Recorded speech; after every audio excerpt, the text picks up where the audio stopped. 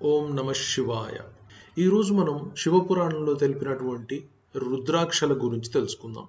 రుద్రాక్షలు అసలుకి ఎలా ఏర్పడ్డాయి, ఎక్కడెక్కడ దొరుకుతాయి, ఎలాంటి రుద్రాక్షలు మనం ధరించాలి, ఎక్కడ ధరించాలి, ఎలాంటి మాలలు ధరించాలి అనే పూర్తి స్వరూపాన్ని తెలుసుకుందాం. ఎందుకంటే ఈ మధ్యకాలంలో చాలా మంది రుద్రాక్ష శాస్త్రవేత్తలను వచ్చి వాళ్ళ గోచిని చెప్తా ఉన్నారు. సో ఈరోజు అసలు శివపురాణం ఏం చెప్తుందో తెలుసుకోవడానికి ప్రయత్నం చేద్దాం. రుద్రాక్షలు ధరిద్దాం. ఒకానొకప్పుడు పరమేశ్వరుడు చాలా సుదీర్ఘమైనటువంటి తపస్సు చేశాడు. ఆయన అలా తపస్సు చేయగా చేయగా కొంతకాలానికి ఆయన తన కళ్ళని కొద్దిగా తెరిచాడు. ఆ కొద్దిగా తెరవటం వల్ల, అలసిపోయి ఉండటం వల్లనో మరి దేని వల్లనో ఆయన కళ్ళలో నుంచి కొన్ని నీటి బిందువులు జారి భూమి మీద పడ్డాయి.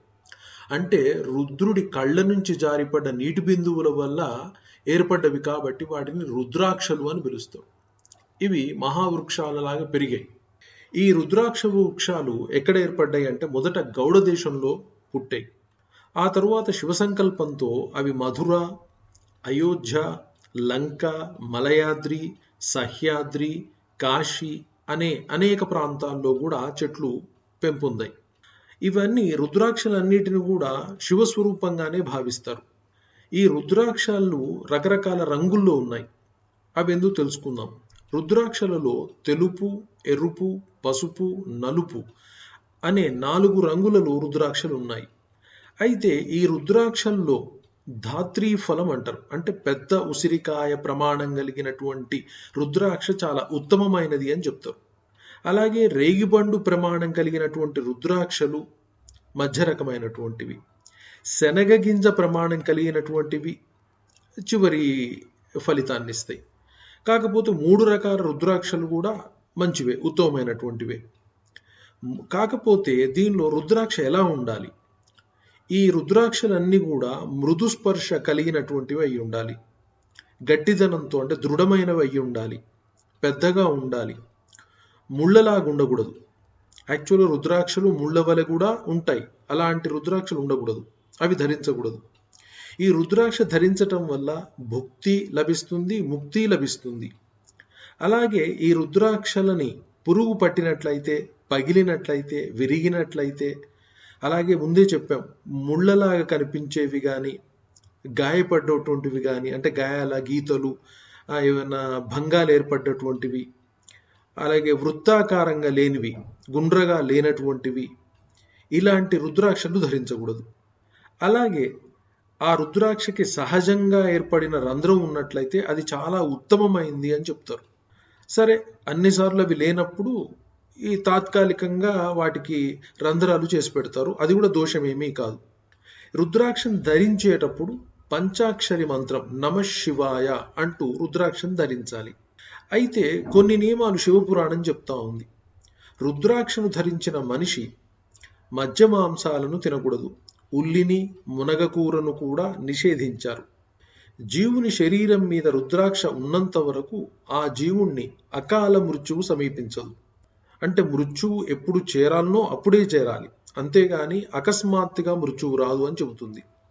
అలాగే రుద్రాక్షలలో ఏకముఖి, ద్విముఖి, త్రిముఖి, చతుర్ముఖి, పంచముఖి, షణ్ముఖి, సప్తముఖి, అష్టముఖి, నవముఖి, దశముఖి, ఏకాదశముఖి, ద్వాదశముఖి, త్రయోదశముఖి, చతుర్దశముఖి వరకు మొత్తం 14 ముఖాలున్న రుద్రాక్షలు ఉన్నాయి. సో మనిషి సాధారణంగా కూడా రుద్రాక్ష ఖచ్చితంగా ధరించాలని శివపురాణం చెప్తా ఉంది. దానిలో కూడా ముఖ్యంగా మెడలో అంటే కంఠమాలగా రుద్రాక్షను ధరించాలని శివపురాణం తెలుపుతా ఉంది. అలాగే రుద్రాక్ష ఇచ్చే ఫలితం లాంటి ఫలితాన్ని ఇతర ఏ మాలలు కూడా ఇవ్వవు. ఎలాంటి శుభ ఫలితాలు అంటే అశుభం జరగకుండా చేస్తూ శుభాన్ని ఇచ్చే ఒకే ఒక్క మాల రుద్రాక్ష మాల అని తెలుపబడింది. అలాగే రుద్రాక్షలను శిరస్సున కిరీటంగాను, యజ్ఞోపవీతంగాను మరియు చెవులకు అంటే బాహువులకి అంటే భుజాలకి, ముంజేతులకు, మణికట్టులకు, నడుముకు, శిఖయందు కూడా రుద్రాక్షలు ధరించవచ్చు. ఇలా ఇన్ని రకాలుగా రుద్రాక్షను ధరించినట్టయితే ఆ వ్యక్తి శివుడితో సమానము, ఈశ్వరుడితో సమానమని శివపురాణం తెలుపుతా ఉంది. అలాగే రుద్రాక్షలని స్త్రీ, పురుషులు ఇద్దరు కూడా ధరించవచ్చు. అలాగే కులాల గురించి ఎలాంటి భావన లేదు. ఏ కులం వాళ్ళైనా ధరించవచ్చు అని చెప్తుంది. సర్వమానవులు కూడా అర్హులేనని తెలుపుతా ఉంది శివపురాణం. అలాగే ఏకముఖి రుద్రాక్ష భుక్తినిస్తుంది, అంటే మనం జీవించడానికి కావలసిన సంపదలనన్నింటినీ ఇస్తుంది. అలాగే చివరికి మోక్షాన్ని కూడా ప్రసాదిస్తోంది. బ్రహ్మహత్య నివారకం, సకల సంపత్కరం, అన్ని రకాల శుభాలనిస్తుంది. అలాగే 2 ముఖములు కలిగినటువంటిది, అన్ని కోరికలను తీరుస్తోంది.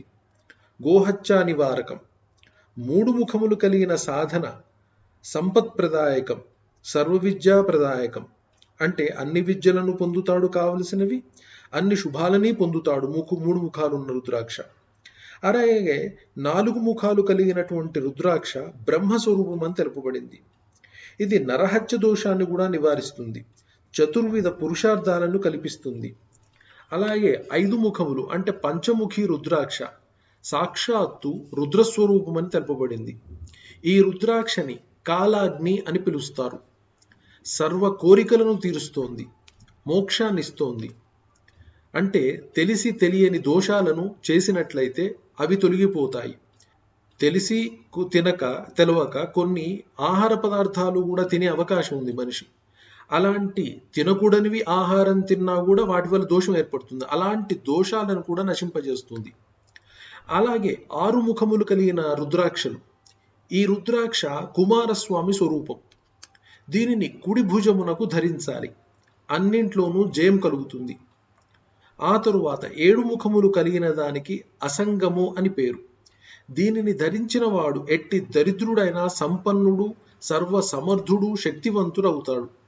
ఇది చివరకు వైరాగ్యాన్ని కూడా ఇస్తోంది, అలాగే జ్ఞానాన్ని కూడా ఇస్తోంది. 8 ముఖములు కలిగినటువంటిది వసుస్వరూపం. దీనికి భైరవము అని పేరు. ఇది బంగారాన్ని కలిగిస్తుంది, పూర్ణ ఆయుష్ను కూడా ఇస్తోంది. దీన్ని ధరించిన వాడు శివ సాయుధ్యాన్ని పొందుతాడని తెలిపింది. అలాగే 9 ముఖములు కలిగిన రుద్రాక్షని భైరవ స్వరూపము అని పిలుస్తారు. అలాగే కపిల మహర్షి స్వరూపం అని చెప్పబడింది. 9 రూపాలలో భక్తులను రక్షించే దుర్గా మహేశ్వరి అంటే నవదుర్గలు ఈ రుద్రాక్షకి అధిష్టాన దేవత. ఈ రుద్రాక్షను ఎడమ చేతి యందు ధరించాలి. అలాగే 10 ముఖాలు కలిగిన రుద్రాక్ష జనార్దన స్వరూపం. దీనిని ధరించిన మానవునికి అన్ని కోరికలు సిద్ధిస్తాయి. 11 ముఖములు కలిగిన రుద్రాక్ష సాక్షాత్తు రుద్రస్వరూపమే అని తెలుపబడింది. ఇది ధరించినట్లయితే విజయం ఎల్లప్పుడూ సిద్ధింపచేస్తోంది. 12 ముఖములు కలిగిన దాన్ని కేశముల యందు అంటే తలకు ధరించాలి. ద్వాదశాదిత్యులు దాని యందు ప్రతిష్ఠితులై ఉంటారని తెలుపబడింది. 13 ముఖాలు కలిగిన రుద్రాక్ష విశ్వదేవతల స్వరూపం. ఇది సౌభాగ్యాన్నిస్తోంది, అభివృద్ధినిస్తోంది. 14 ముఖములు కలిగిన రుద్రాక్ష పరమశివ స్వరూపం. దీనిని శిరస్సున ధరిస్తే పాపాలన్నీ భస్మీపటలం అవుతాయి, అంటే అన్ని పాపములు తొలగిపోతాయి. అయితే ఇవన్నీ కూడా పంచాక్షర మంత్రపూర్వకంగా ధరించాలి. అలాగే భస్మాన్ని ధరించాలి. ఇలా ధరించినట్లయితే రుద్రాక్షని యముడు సమీపించడం అంటే సాధ్యం కాదు, అంటే యముడు కూడా దరికి రాడని శివపురాణం చెప్తా ఉంది. అలా రుద్రాక్షలు ధరించిన వాడు దేవతలందరికీ కూడా ఇష్టుడే, ఇష్టమైన వారే అని శివపురాణం తెలుపుతా ఉంది. ఓం నమ శివాయ. అందరూ కూడా ఇలా రుద్రాక్షని ధరించి అందరూ సుఖాన్ని, సంతోషాన్ని, వైరాగ్యాన్ని, చివరికి ముక్తిని కూడా పొందుతారని ఆశిస్తున్నాం. ఓం నమ శివాయ.